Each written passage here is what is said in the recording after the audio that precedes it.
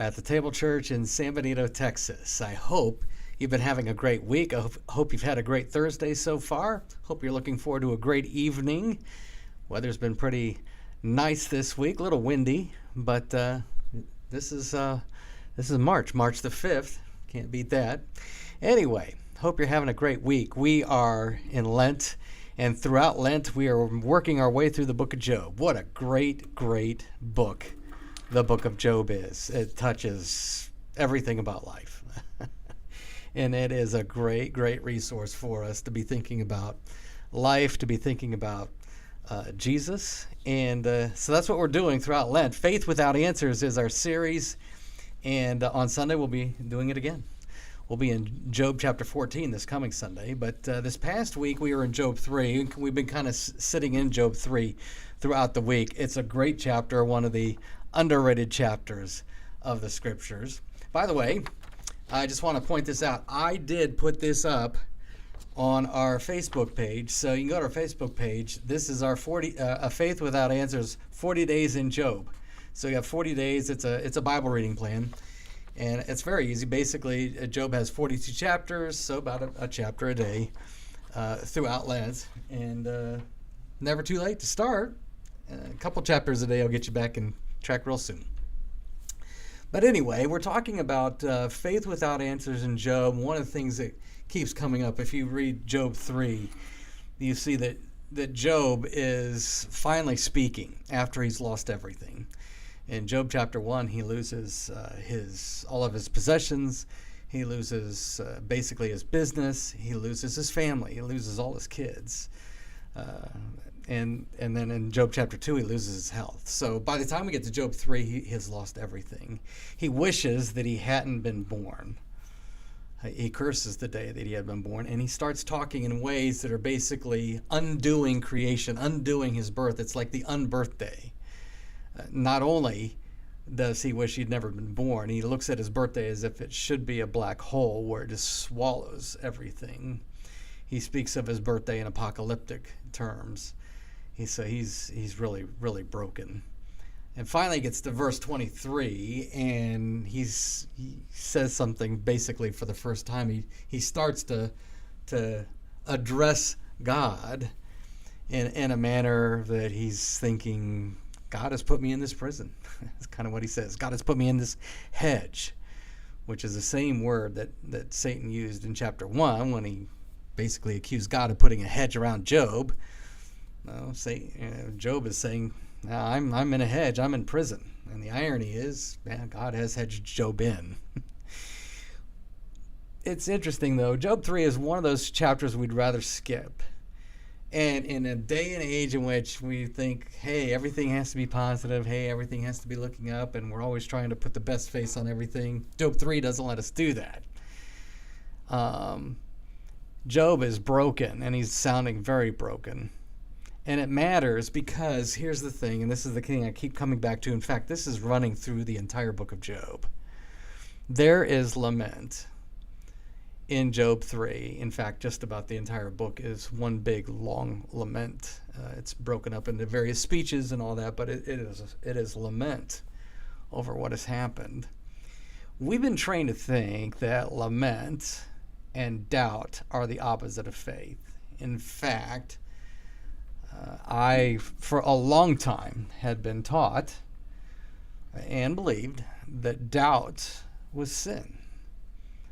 You can't do that with the scriptures. In fact, doubt's all over the Psalms. It's all over Job. It's not sin. It's part of our human condition. Lament is also not the opposite of faith. In fact, lament, as we start unpacking Job, seems to be an indicator that lament is actually faith being expressed the only place it can go. When things are not happening the way life, the way we think life should be, life is not turning out the way we think it should be. Lament is there, and lament orients this broken heart, this brokenness of a life, and it orients it toward God with questions like why, and even questions like, why, God, have you done XYZ. And Job ends up saying that further down the road here in the book. Lament's not the opposite of faith. Doubt is not the opposite of faith. You know what the opposite of faith is? Self-justification. Luther was big on that. And that the scriptures tell us that. When we try to save ourselves, self-justification is us saving ourselves. It is the opposite of faith. That internal scoreboard by which, and it's operating all the time, by which we compare ourselves to others. Oh, I'm not that bad. Right? We try to prove ourselves based on those comparison games, that internal scoreboard where all the bad things that so-and-so's done, that the score right there is 500 zillion. And on my line of the scoreboard, few dozen. Doesn't compare to the 500 zillion of the other guy. That's the internal scoreboard. And we do that all the time. And it's always operating. We're trying to prove ourselves. We're trying to clear our name. We try to manage the optics. We try to establish that we're in the right. We want everybody to know that we're in the right. In fact, we're taught by Christianity that we have to be right and that we must take a stand in order to assert rightness. And what's funny is when I look at those stands, it doesn't look an awful lot like the Bible these days. But we do this every day. Self-justification. It's that theological category. Luther called it the theology of glory. But anytime we have this internal comparison game going on, that's the opposite of faith. That's not resting in Jesus. In fact, there is no rest in that. The internal scoreboard promises rest. I can feel better about myself if I'm comparing myself to this guy or that guy. I can feel better about myself. But you know what? There's no rest. Ultimately, I don't feel better because I continue to do it. I double down. And that's the unbelievable, unstoppable hamster wheel of self-justification, performance, constantly having to perform. Job 3 shatters all of that, And because Job has to admit there is a hedge out there. And what's ironic is that hedge for him is God himself, and God is hedging him in. Not because it's a prison, but because he loves. He loves. Romans says, while we were yet sinners, Christ died for us. That's love. That's the hedge. That's the end of our self-justification. While we were yet sinners, no more scoreboard. While we were all yet sinners, Christ died for us. My score will never be good enough. Your score will never be good enough. The only score that matters is the cross. It's the only score that matters. And I'm preaching to myself here because I do this all the time myself. I need to be reading Job. And Job chapter 3. Jesus has hedged us all in with his love. Love doesn't keep score.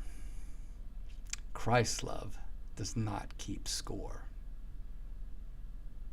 We need to repeat that over and over and over again. Christ's love doesn't keep score.